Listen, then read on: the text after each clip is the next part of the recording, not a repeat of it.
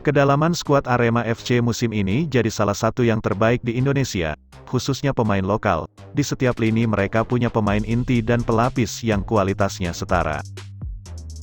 Hal ini merupakan pelajaran dari musim lalu, karena di BRI Liga 1 kemarin Arema sempat jadi pemuncak klasemen, namun mereka kehilangan posisinya setelah banyak pemain yang absen karena cedera atau positif COVID-19. Saat ini skuad Arema sudah memiliki 28 pemain, dan bisa dibilang tidak ada pemain yang sekedar jadi pelengkap atau pelapis. Pelatih Eduardo Almeida membuka peluang bagi semua pemainnya untuk dapat kesempatan main.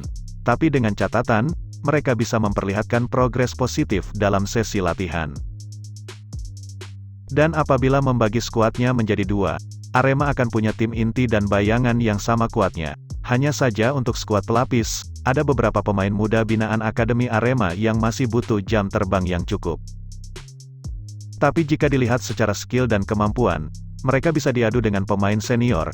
Berikut ulasan komposisi mengerikan skuad inti dan bayangan Singoedan. Arema punya dua kiper yang punya kemampuan sama bagusnya, yakni Adilson Maringa dan Teguh Amiruddin. Keduanya sudah memberi bukti musim lalu. Maringa jadi pilihan utama dan punya catatan clean sheet terbanyak di Liga 1, yakni 14 laga tanpa kemasukan. Tapi saat Maringa absen, Teguh juga tampil luar biasa. Musim lalu dari 5 kali kesempatan main, Teguh mencatatkan 3 kali clean sheet. Dirinya mengaku konsisten menjaga feelingnya dalam latihan, sehingga saat ada kesempatan datang, dia tak ingin mengecewakan pelatih dan supporter. Dan untuk musim ini, sepertinya komposisi kiper masih tak berubah. Maringa tetap pilihan utama di Arema, sedangkan Teguh pelapisnya. Kemudian kiper ketiga ada Andreas Francisco, yang sepertinya masih harus menunggu dua pemain itu tumbang untuk dapat kesempatan main.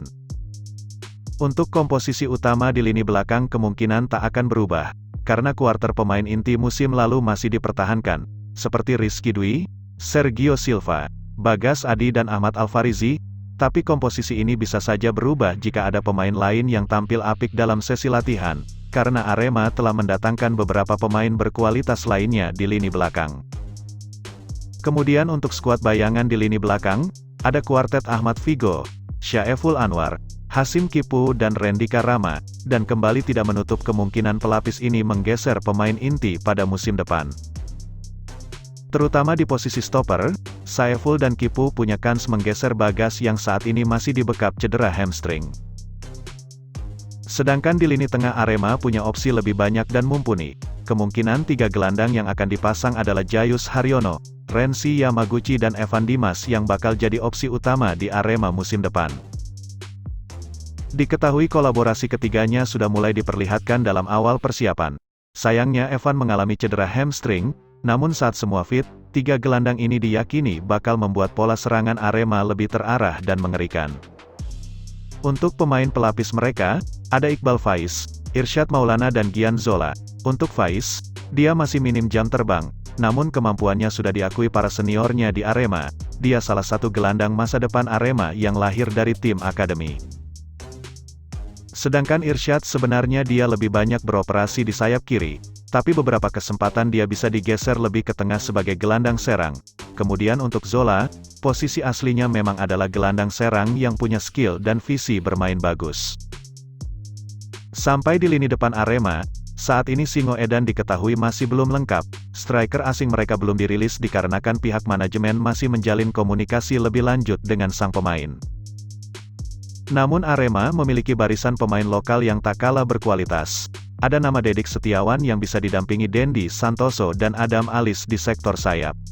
Dan untuk pelapisnya, masih ada Trisula Tito Hamzah, Hanis Sagara dan Ilham Udin Armain. 3 pemain yang secara tenaga masih bugar dan fit untuk dimainkan pada waktu yang dibutuhkan.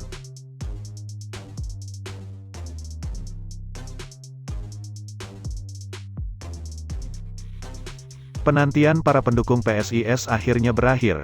Laporan terbaru pada Jumat, tanggal 10 Juni tahun 2022, Mahesa Jenar mengumumkan sosok pelatih kepala baru mereka.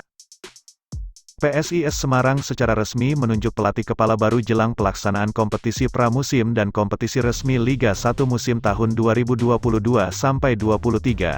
Sosok yang dimaksud adalah Sergio Alexander. Pelatih berlisensi CBF Pro asal Brasil itu resmi ditunjuk manajemen PSIS untuk menakodai tim di kompetisi Liga 1 musim depan. Dia menggantikan peran pelatih sebelumnya, Dragan Djukanovic. Nama Sergio Alexander sudah tak asing dengan sepak bola Indonesia. Ia merupakan pelatih kepala Persiraja di putaran kedua BRI Liga 1 kemarin. Hanya saja saat itu Sergio Alexander memang tidak bisa berbuat banyak, ia gagal menyelamatkan Persiraja dari ancaman degradasi.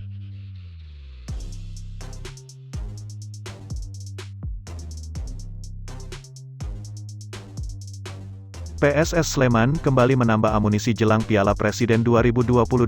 Setelah mendatangkan dua kiper berpengalaman seperti Trai Hamdani dan M. Ridwan, PSS kembali melabuhkan kiper berpengalaman lainnya yakni Jandia Eka. Kiper berusia 34 tahun itu didatangkan dari PSIS Semarang. Sebelumnya kontrak Jandia bersama tim Mahesa Jenar telah berakhir. Dengan kehadiran mantan kiper Semen Padang itu membuat PSS Sleman kini punya 4 kiper berkualitas. Selain dua nama di atas, tim Elang Jawa juga masih punya sosok Ega Rizky.